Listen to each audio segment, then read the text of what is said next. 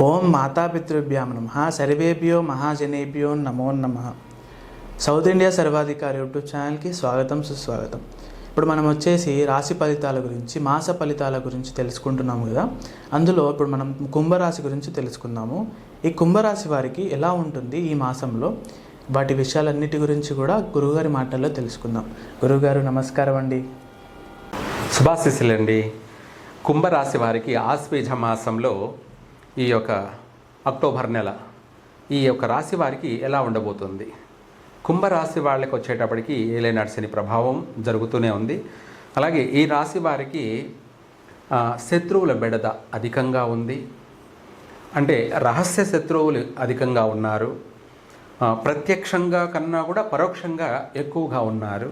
కాబట్టి వాళ్ళ నుంచి తప్పించుకు తిరుగుబాటు దండెడు స్వామి అన్నట్టుగా ఈ కుంభరాశి వాళ్ళు చాలా ఓర్పుగా ఓపికగా వ్యవహరించాలి. వీళ్ళ మాట తీరు కానీ వీళ్ళ నడవడిక కానీ ఆచితూచి ఆలోచించి మాట్లాడాలి. మనము ఒక మాట మాట్లాడేటప్పుడు మనం మాట్లాడే మాట వల్ల ఎంతవరకు ప్రభావం ఉంటుంది, దానివల్ల మనకేమైనా నష్టమా లాభమా అన్నది వాళ్ళని వాళ్ళు ప్రశ్నించుకొని ఆలోచించుకొని మాట్లాడాలి. తొందరపాట్లు పనికిరావు కుంభరాశి వాళ్ళకి.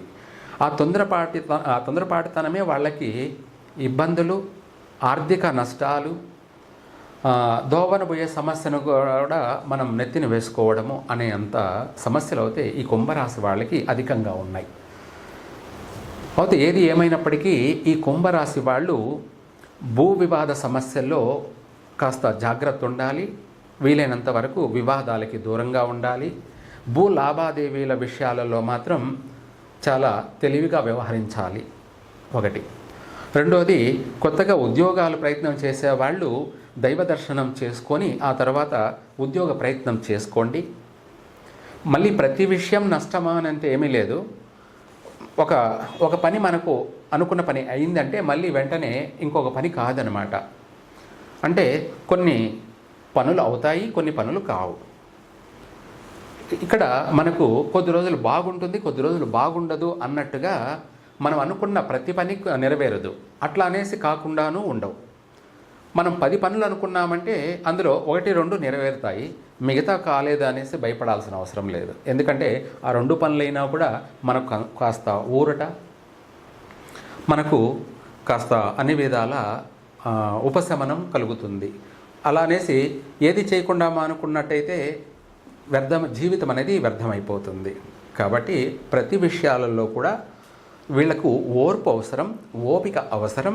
ఎంతైనా సరే దైవానుగ్రహం కోసం వీళ్ళు ప్రతినిత్యం ప్రతిరోజు కూడా నిద్ర లేవగానే గుడికి వెళ్ళి దర్శనం చేసుకోవడం కానీ, లేదా ఇంట్లోనే ఏదైనా దేవునికి సంబంధించి చేసుకోవడం కానీ, లేదా నిద్ర లేవగానే ఎవ్వరి ముఖం చూడకుండా ఈ కుంభరాశి వాళ్ళు దేవుణ్ణి చూడడం.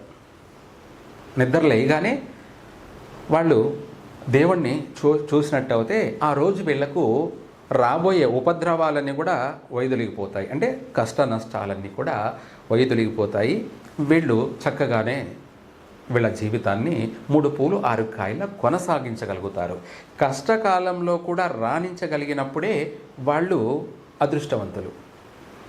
కష్టం ఉంది అని భయపడాల్సిన అవసరం లేదు. దానికి చేయాల్సినటువంటి పరిహారం ఏమిటి, రెమెడీ ఏమిటి?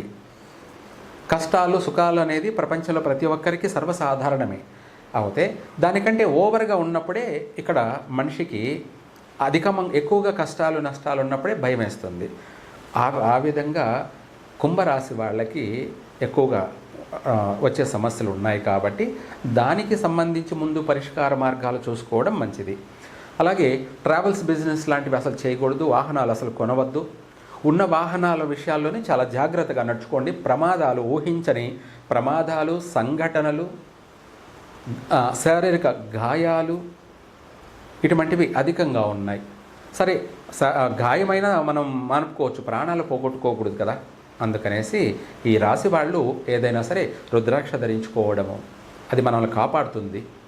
లేదు అది కూడా ధరించలేదనుకోండి, ప్రతిరోజు ప్రతినిత్యం దేవుణ్ణి చూడడము, దైవ దర్శనం చేసుకోవడము, లేదంటే ఏదైనా మంత్రపఠనం చేసుకోవడము లేదంటే శ్లోకం చదువుకోవడము, లేదంటే అష్టోత్తరం చదువుకోవడం, ఇలాంటి చేయడం వల్ల మన శరీరంలో గ్లో వస్తుంది, అంటే పాజిటివ్ వస్తుంది.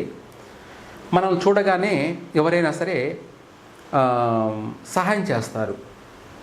సహాయం చేయనటువంటి వాడు కూడా, దుర్మార్గుడైనటువంటి వాడు కూడా మనం చూడగానే సహాయం చేస్తాడు. మంచివాడు కూడా మన టైం బాగలేకపోతే మంచివాడు కూడా మనం సహాయం చేయడు. అదే మనం సంపాదించుకోవాల్సిన ముందు ఏమన్నా ఉంది ఆస్తి అంటే అది దైవారాధన అనే ఆస్తి. ఇదే మనల్ని ఎప్పటికైనా కాపాడుతుంది, అన్ని విధాలా కాపాడుతుంది. కష్టాలలో కూడా మన వాళ్ళని సుఖంగా చూసుకుంటుంది. ఆ విధంగా వీళ్ళు బిజినెస్ చేయాలనుకున్నా కూడా ఇది ఈ మాసం అంత అనుకూలం కాదు. చాలామంది నవరాత్రులు కదా, దసరా నెల కదా అని అనుకుంటుంటారు. మంచి దినాలైనప్పటికీ వీళ్ళకి మాత్రం కుంభరాశి వాళ్ళకి అనుకూలంగా లేదు. కాబట్టి ఏదైనా సరే పెద్ద పెద్ద భారీ పెట్టుబడులు పెట్టి ఏదైనా వ్యాపారాలు చేయొద్దు, వాటి జోలికి వెళ్ళొద్దు. చిన్న చిన్న పెట్టుబడులతో ఏదైనా వ్యాపారం చేసుకోండి. వస్తే వచ్చింది, పోతే పోయింది. ఎందుకంటే నష్టాలు ఉన్నాయి కాబట్టి ఆ నష్టాలు ఉన్నప్పుడు అలా అనేసి మనం భయపడి ఖాళీగా ఇంట్లో కూర్చోకుండా ఏదో ఒకటి చెయ్యాలి. కాబట్టి ఇది ఒక గుణపాఠం, మనకు అనుభవం. అంటే మనము తక్కువ పెట్టుబడి పెడితే దీంట్లో లాభం వస్తుందా నష్టం వస్తుందా అనేది కూడా మనకు ఒక అవగాహన వస్తుంది. కాబట్టి ఏదైనా సరే ముందు తెలుసుకోవాలి, ఏదైనా రీసెర్చ్ ప్రతిదీ కూడా. అందులో భాగంగా చిన్న చిన్న పెట్టుబడులతో వ్యాపారం చేసుకోండి, బాగుంటుంది. అలాగే ఈ విషయమే కాకుండా వివాహ సంబంధాల విషయాలలో తొందరపాట్లు పనికిరావు. తొందరపడి ఏదైనా నిశ్చితాంబూలాలు పుచ్చుకోవడం, మళ్ళీ వివాహ మధ్యలోనే ఆగిపోవడము, ఇటువంటి సమస్యలు కూడా ఉన్నాయి. అందుకనేసి అసలు వివాహ ప్రయత్నాలు ఈ మాసంలో చేయొద్దు. ఒకవేళ ముందు చేసున్నటువంటి వాళ్ళు కూడా ఏదైనా నిశ్చయితాంబూలాలు పుచ్చుకోవడం కూడా నన్ను అడిగితే అసలు పనికిరాదు. ఈ మాసంలో నిశ్చయితాంబూలాలు పుచ్చుకోవద్దు. అంటే కొంతమంది తొందరపడతారు, ఏమని మళ్ళీ ఆ సంబంధం దొరుకుతుందో లేదో, కుదురుతుందో లేదో, ఇప్పటికీ ఆలస్యం అయిపోయింది కదా అని చెప్పేసి తొందరపడి నిశ్చితాంబూలాలు పుచ్చుకోవడాలు ఇవి చేస్తారు. తర్వాత ఏమవుతుందంటే ఒకవేళ వివాహం జరగకపోవచ్చు, లేదు జరిగిందే అనుకుందాం. ఈ నిశ్చయితాంబూలాలు పుచ్చుకున్నటువంటి ఈ మాస ప్రభావం వల్ల సంసారం జీవితంలో ఒడిదుడుకులు అధికంగా ఉంటాయి. అంటే మళ్ళీ విడిపోయే సమస్యలు, లేదు విడిపోలేదనుకుందాం, రోజు భార్యాభర్తల మధ్య కుటుంబంలో సంసారంలో చికాకులు, తగాదాలు, నష్టాలు, మనస్పర్ధలు, మనశ్శాంతి లేకపోవడము, ఇలాంటివి అధికంగా దీర్ఘకాలికంగా ఇబ్బందులు పడుతూనే ఉండడం వస్తాయన్నమాట. అందుకనేసి మనము ఏ పని చేసినా శుభ సమయమా అశుభ సమయమా అన్నది మనం చూసుకోవాలి. ఈ మాసం అశుభ మాసం కాబట్టి కుంభరాశి వాళ్ళకి ఇంపార్టెంట్ విషయాలలో కాస్త తొందరపాటు పనికిరాదు. ఆలస్యమైనా పర్వాలేదు, మంచి జరిగేలాగా చూసుకోండి. ఇదంతా కూడా ఏమిటంటే మీరు బాగుండాలన్నదే నా కోరిక. మీరు అందరూ బాగుంటే నేను బాగున్నట్టే. కాబట్టి ఏది ఏమైనా మనం చేసే ప్రయత్నం మన కుటుంబానికి కలిసి రావాలి, మనం అభివృద్ధి చెందాలి, మనల్ని నమ్ముకున్నటువంటి కుటుంబ సభ్యులందరూ కూడా బాగుపడాలి. అందుకనేసి ఈ కుంభరాశి వాళ్ళు నూతన వ్యాపారాలు చేయకపోవడం మంచిది, వివాహ ప్రయత్నాలు ఈ మాసంలో చేయకపోవడం చాలా మంచిది. అలాగే ఉద్యోగ రంగాలలో కూడా వీళ్లకు వ్యతిరేకతలు అధికంగా ఉన్నాయి. వీళ్లకు అధికమైనటువంటి చేసే ఉద్యోగంలోనే తోటి ఉద్యోగస్తులతోనే విరోధాలు, శత్రుత్వాలు. వీడు బాగా చేస్తున్నాడంటే ఎవరు చుట్టుపక్కల ఉన్న వాళ్ళందరూ కూడా ఓర్చుకోలేరు. అందుకనేసి వాళ్ళ యొక్క దృష్టి దోష ప్రభావం, వాళ్ళ ఏడుపులు ఎక్కువగా ఉన్నాయి. ఉద్యోగంలో కావచ్చు, వ్యాపారంలో కావచ్చు. వ్యాపారంలో కూడా నువ్వు వ్యాపారం చేస్తున్నావంటే నీ చుట్టుపక్కల వ్యాపారం చేసే వాళ్ళందరికీ కూడా నీ పైన కుళ్ళు, వీడు వ్యాపారం బాగా చేసుకుంటున్నాడు మాకు జరగడం లేదు అని నీ పైన పడి ఏడ్చేవాళ్ళు నీ చుట్టూ ఉన్నారు. ఇలాంటివి అధికంగా ఉన్నాయి. అందుకనేసి ప్రతి విషయాలలో కూడా మీరు చేసేటువంటి ప్రయత్నాలు దైవిక ప్రయత్నాలే మిమ్మల్ని ప్రతిరోజు కాపాడుకుంటూ వస్తూ ఉంటాయి. ఇది చేయాలి ప్రతి ఒక్కరు కూడా. అది మీరు చేస్తారా చేయరా అనేది అది వేరే విషయం. చేసుకున్న వాడికి చేసుకున్నంత మహాదేవాని చేసుకుంటే మీరే బాగుంటారు.